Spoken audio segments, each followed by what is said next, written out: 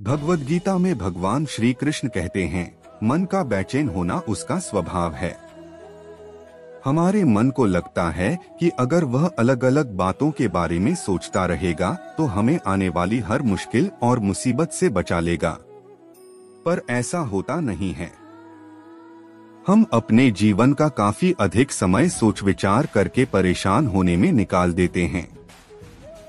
भगवान श्री कृष्ण कहते हैं कि मन का यह स्वभाव बदलना मुश्किल जरूर है, असंभव नहीं। अच्छा, अब आप एक बात बताइए, क्या आप कौए को कह सकते हैं कि वो काम की आवाज ना करे? या फिर क्या आप किसी मेंढक को कह सकते हैं कि वह पानी देखते ही ऊंची छलांग ना मारे? हमारे मन का भी कुछ ऐसा ही है। जीवन में कुछ भी होता है, अच्छा या बुरा, हमारा मन उस पर काम करने लगता है। काम से मेरा मतलब है चिंता करना, व्याकुल होना। कोई बुरी बात होती भी नहीं है और मन परेशानी की ऊंची ऊंची लपटें लेने लगता है। कभी कभी तो मुझे ऐसा लगता है कि हम में से कई लोग सिर्फ परेशान होने के लिए जीते हैं। सारी परेशानी, पीड़ा, दुविधा अक्सर हमारी मन की बनाई हुई कहानियां होती हैं।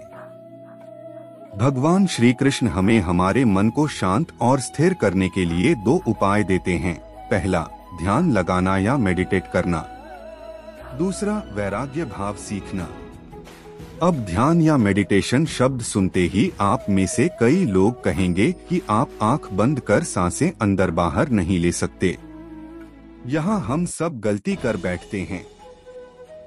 मेडिटेशन या ध्यान का मतलब सिर्फ आंख बंद कर बैठना नहीं होता। मेडिटेशन का मतलब होता है अपना पूरा ध्यान किसी चीज पर लगाना और उसे हटने नहीं देना। अगर आप रोटी बना रहे हैं तो सिर्फ उस बात पर ध्यान दीजिए। अगर आप पिक्चर देख रहे हैं तो अपना पूरा ध्यान पिक्चर पर लगाएं।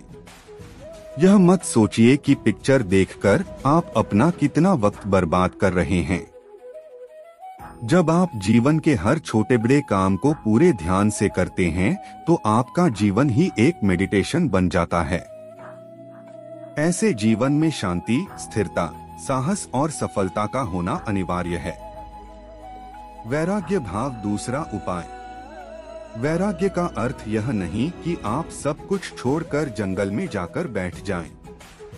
वैराग्य का सच्चा अर्थ है कि आप जो काम कर रहे हैं उसका क्या नतीजा या रिजल्ट निकलेगा उसकी चिंता ना करें। जैसे अगर आपने कोई इंटरव्यू दिया, आप यह कर सकते हैं कि पूरे मन से तैयारी करें और अपना बेस्ट देकर आ जाएं। वह नौकरी मिलना या ना मिलना आपके हाथ में नहीं है।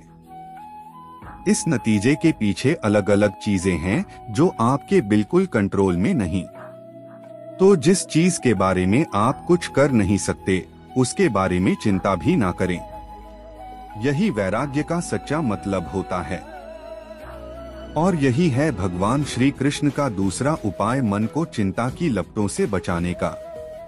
याद रखिए, आप पूरे के पूरे इंसान हैं।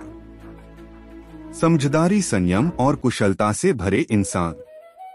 आपका मन जब भी कौए की तरह अलग अलग बातों पर आपको परेशान करने लगे, तब अपने मन को भी प्यार से समझाइए और शांत कर लीजिए। बस अपने ऊपर विश्वास रखिए कि आप कभी अपना बुरा नहीं होने देंगे।